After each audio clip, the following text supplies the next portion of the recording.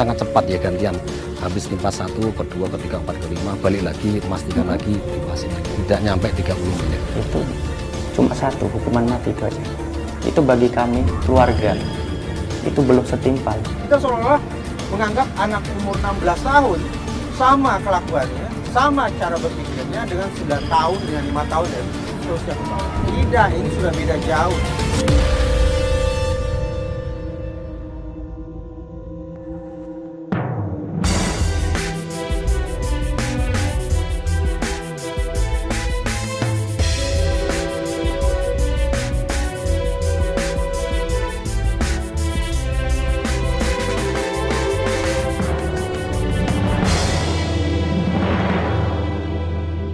Pembunuhan sadis yang dilakukan oleh siswa SMK terhadap satu keluarga di Babulu, Penajam Pasir Utara, Kalimantan Timur ini sungguh menyisakan duka yang mendalam dan juga mengejutkan baik keluarga maupun juga warga sekitar. Pembunuhan sadis ini menyebabkan 5 nyawa melayang di mana korban atas nama WI 35 tahun, kemudian juga istrinya SW 34 tahun serta 3 orang anaknya, RJ 15 tahun, VD 11 tahun dan ZA 2,5 tahun yang harus berakhir tragis. Ini adalah rumah duka di mana kelima jenazah tersebut ini tiba di rumah duka pada Selasa 6 Februari 2024.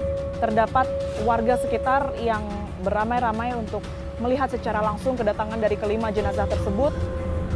Kemudian jenazah tersebut, kelima orang dalam satu keluarga tersebut ini dimakamkan dalam satu liang lahat pemirsa yang berlokasi di Desa Sebakung Jaya, Kecamatan Babulu, Penajam Pasir Utara pada Selasa sore.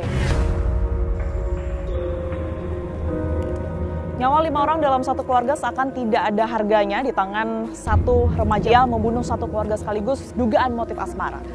Saat ini saya sudah berada di TKP pemirsa dan karena masih dalam penjagaan dan juga garis polisi yang Anda lihat ya masih terpasang ini, polisi masih terus melakukan penjagaan di lokasi tempat pembunuhan yang berada di belakang saya ini. Saya nanti juga akan melihat lebih dekat seperti apa kondisinya didampingi oleh pihak kepolisian, dalam hal ini adalah Kasat Reskrim. Izin Pak Kasat. Siap. Siap Bu. Masih dalam penjagaan ya Pak Kasat? Ah betul. Untuk TKP sendiri. Siap. Kita bisa lihat lebih dekat lagi Pak? Boleh. Oke. Ini masih berarti dari hari pertama ya Pak masih terus dijaga? Siap. Ini pintu utama? Ini pintu utama di mana awal mula terjadi kejadian pembunuhan mulai dari sini. Pukul berapa itu Pak? Karena itu mungkin laporan ke kami sekitar 1:30 subuh. Oke. Jadi pelaku ini masuk lewat pintu ini Pak? Ya pintu nih, tapi sebelumnya pelaku ke sini dulu. Oke. Ya. Jadi pelaku datang dari arah mana? Izin Pak? Pelaku dari arah sana. Dari arah sana karena Dari arah sana. apa yang habis dilakukan?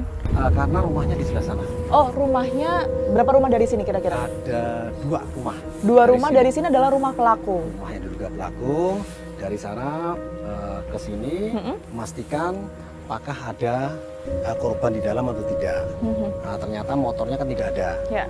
Jadi dia berkesimpulan karena motornya belum ada, si korban yang bapak itu belum pulang. Ya. Izin saya bisa mendekat ya Pak Boleh, ya? silakan. Ini rumah pintu samping begitu ya Ini Pak pintu Kasat samping. ya? Posisi terkunci. Pintu samping. Dari awal memang terkunci. Dari awal memang terkunci dan memang biasanya korban ini menaruh sepeda motornya di sini. Di dalam. Di dalam. Lewat Oke. pintu depan. Saya akan coba pemirsa, ini ada sedikit lubang kecil begitu ya, yang kemudian ini digunakan oleh tersangka melihat bagaimana situasi pada malam hari itu, apakah ada kendaraan dari korban atau tidak. Dan ternyata, oke, di sini terlihat sedikit ada beberapa bagian ruangan begitu ya. Pertama kali masuk ini kita berada di dalam satu ruangan, kemudian diarahkan ke ruangan yang lebih besar. Ada kurang lebih kalau dari yang saya lihat saat ini ada 2 ruangan di depan pintu masuk tadi. Kemudian ada 1 sepeda motor. Ini sepeda motor siapa Pak Kasat? Keluarga. Keluarga ya. Oke, memang dibiarkan di dalam ya Pak. Setelah melihat ke dalam Pak, ternyata belum ada orang begitu ya. Diasumsikan belum ada orang karena sepeda motornya belum ada. Apa yang dilakukan oleh tersangka? Dia ke sini. Dia mengarah ke depan lagi? Ya, ke metal listrik itu dimatikan. Lampunya Oke. saklarnya dimatikan. Dimatikan, lalu? Dia masuk rumah. Ya kebetulan memang pintunya tidak terkunci. Karena kami waktu datang pertama kali untuk melakukan olah TKP memang pintu ini terbuka. Tapi menurut keterangan yang diduga pelaku memang tidak terkunci. Tidak terkunci ya? Tidak terkunci. Jadi mungkin bisa diasumsikan bahwa pelaku ini sebenarnya dengan mudah begitu ya Pak ya? Masuk ke dalam. Ya. Informasi yang didapatkan juga dari pelaku Pak, setelah masuk apa yang dilakukan? Dia hanya menunggu di dalam beberapa saat, tidak lama kemudian korban datang. Parkir motor, pas membuka pintu korban langsung ditimpas. Artinya setelah Pak Kasat dan mungkin tim juga sampai di lokasi, jenazah masih di sini Pak? Sudah di dalam karena setelah kegiatan itu kan si yang diduga pelaku juga melakukan penimpasan ke korban yang lain. Nah, dilihatnya waktu sudah melakukan penimpasan kepada korban-korban yang lain, korban bapak ini sudah berusaha untuk masuk. Berusaha masuk sudah sampai ke dalam, maksudnya sudah merayap lah. Nah, setelah bapak yang kemudian ini diserang di sini, yang kemudian jadi korban selanjutnya siapa Pak Kasat? Dan apa yang dilakukan pelakunya? Ya, melakukan penimpasan ke ibu, kedua anaknya yang masih kecil. Izin Pak Kasat, ibunya berada di ruangan mana? Di kamar. Tadi kan ada 2 ruangan, kira-kira di ruangan yang mana? Di kamar yang pertama. Pertama ya? Pertama kalau yang dari depan sini ya? Ya. Ibunya sedang beristirahat atau terjaga? Posisi terjaga karena sempat teriak manggil ayah. Tapi karena pelaku ini duluan langsung masuk kamar, posisi gelap, dia bawa senter, di senter langsung dilakukan penimpasan. Oke. Ibu di dalam ruangan tersebut ada berapa orang Pak? Ibu sama 2 anaknya. 2 anaknya. Izin Pak Kasat, ini kami mengkonfirmasi ya, ini anak yang tadi yang disebut anak perempuan dewasa ini adalah anak yang diduga memiliki hubungan khusus sebelumnya dengan tersangka. Kami tidak bisa pastikan ada hubungan atau tidak, karena dari yang diduga pelaku juga tidak mengatakan ada hubungan. Oke. Artinya setelah semuanya selesai, mungkin boleh izin diperkirakan berapa lama Pak waktu yang dibutuhkan oleh pelaku mulai dari menyerang ayah hingga korban terakhir 5-5-nya? Sekitar Perkiraan saja? Tidak nyampe 30 menit. Tidak sampai 30 menit? Iya, karena sangat cepat ya gantian. Habis timpas 1, kedua, ketiga, 4, kelima, balik lagi, memastikan lagi, timpasin lagi. Dengan satu senjata itu ya Pak ya? Ya. Dengan posisi listrik mati? Mati. Hanya berbekal senjata dan juga senter itu tadi? Ya. Apa yang dilakukan oleh pelaku setelah membunuh korban terakhir Pak Kasat? Ada mengambil barang-barang. Ada 3 unit handphone sama uang sebesar 353.000. Yang selanjutnya handphone itu dibawa keluar, dibawa ke jalan, dirusakin 2 unit, 1 tidak sempat dirusak, baru 3-tiganya dilempar ke sungai. Tujuannya? Menghilangkan barang bukti. Ada lagi yang mungkin bisa diceritakan Pak, karena begini, menurut informasi yang beredar, pelaku ini kan datang dalam kondisi mabuk, dipengaruhi minuman keras. Kalau menurut Pak Kasat sendiri, perencanaan yang mungkin sudah dilakukan, serangan-serangan, ini betul 100% terpengaruh oleh minuman keras atau bagaimana? Memang sebelum kejadian, malam itu sempat minum minuman beralkohol yang dicampur minuman energi ya. Habis itu dia ada kepikiran untuk melakukan kejahatan lah.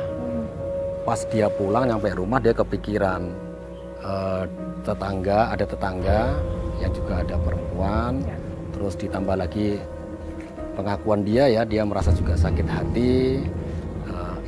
Ternyata yang dia tuju ke sini. Nah, sehingga dia melakukan itu di terhadap korban yang di sini. Baik, Pak Kasat, informasi yang juga beredar adalah pelaku ini juga menyetubuhi jenazah dari beberapa korban. Ini seperti apa informasinya, Pak? Iya. Hasil keterangan maupun dari hasil olah TKP rekonstruksi pun tergambar seperti itu. Urutannya. Jadi setelah kan informasi dari Pak Kasat tadi, di kamar kedua ini sudah membunuh korban terakhir, korban nomor 5 yang tadi sempat disinggung, ini adalah diduga pernah menjalin hubungan khusus dengan pelaku. Kembali lagi, kalau untuk hubungan khusus memang belum bisa kami buktikan ya. Tapi kalau terkait dengan persetubuhan memang itu diakui. Dan memang dari hasil visum pun kita tim dokter juga kan tes DNA.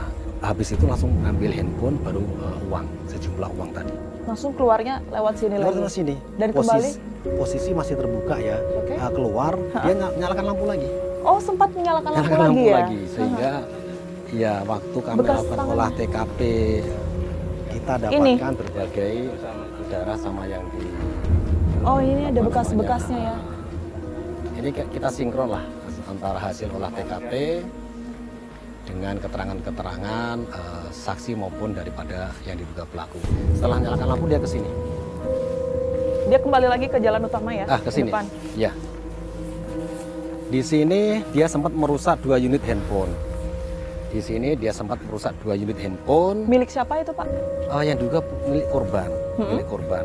3-tiganya milik korban ya. 2 dari kamar ibu, 1 dari kamar anak. Diambil, dirusak di sini 2 unit, baru dilempar ke itu sungai. Ke sungai. Ya. Kemudian dia kembali atau dia kembali ke rumah. Kembali ke rumahnya. Ke rumah. Apa yang dilakukan? Buka baju, dicuci di mesin cuci, sambil nunggu bajunya kering. Dia bersihkan parangnya, dia bersihkan senternya, baru dia ngetop rumah kakaknya. Oh, beda lagi rumahnya? Kakaknya rumahnya beda di sebelahnya lagi. Di sebelahnya lagi. Dengan mengatakan bahasanya bahwa ada perampokan di sebelah rumah. Dia melaporkan seperti itu sehingga kakaknya berinisiasi, ayo kita cek ke sana. Ternyata benar kakaknya datang, dilihat sudah banyak darah. Banyak darah dan itu posisi pintunya tertutup? Terbuka. Oke, terbuka. Habis itu kita langsung ke tempatnya Pak RT. Pak Kasat, terima kasih banyak atas terima kasih, waktu dan juga sama-sama. informasi. Siap. Semoga tidak terjadi lagi ini di sini dan Amin, aman selalu. amin, amin, amin. Kita temukan fakta lain.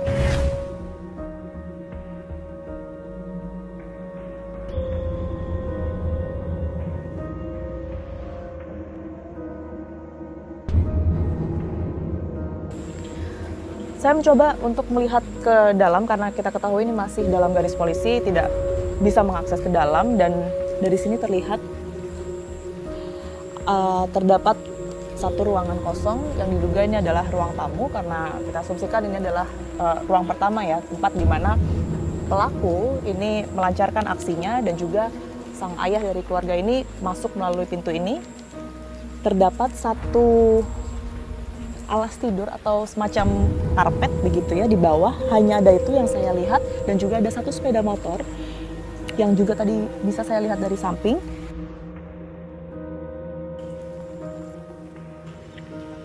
Kita langsung ngobrol juga dengan RT setempat. Pak RT, dengan Pak siapa? Pak Agus Salim. Oke, Pak Agus, saya Tiara dari Fakta TV One. Setahu Pak RT, memang kedua belah pihak ini sempat punya masalah, Pak? Kedua belah pihak ini setahu saya tidak ada masalah. Sama sekali. Tidak ada masalah sama sekali. Kan informasinya ayah dari keluarga ini, korban pertama ini pulang malam hari ya. Aktivitasnya apa sebenarnya, Pak? Aktivitasnya petani. Petani. Petani aja. Korban ini ya. Iya. Oke, kalau dari tersangka sendiri? Tersangka sendiri aktivitasnya ini baru kan belum lama juga buka bengkel, terus ya itulah, anaknya pendiam, jarang bergaul. Anaknya pendiam, sedangkan saya sapa aja mahal senyum, bukan murah senyum tapi mahal senyum. Mas Junaidi. Keluarganya sendiri seperti apa, Pak, setelah kejadian ini? Mungkin sempat tahu Pak RT? Kalau setelah kejadian ini keluarganya itu yang atas nama siapa, Bu? Keluarga kalau ibunya kan posisinya tidak ada ini di Sulawesi. Oh, ibunya di Sulawesi. Sudah kurang lebihnya 3 bulan. 3 bulan. Jadi si Junaidi ini tinggal dengan siapa? Sendirian. Sendirian Iya. aja. Oke, Pak RT, makasih banyak informasinya. Pak RT, semoga tidak terulang lagi. Kita temukan fakta selanjutnya. Itu cuma satu, hukuman mati itu aja. Itu bagi kami keluarga itu belum setimpal dengan 5 keluarga kami yang dihilangkan nyawa.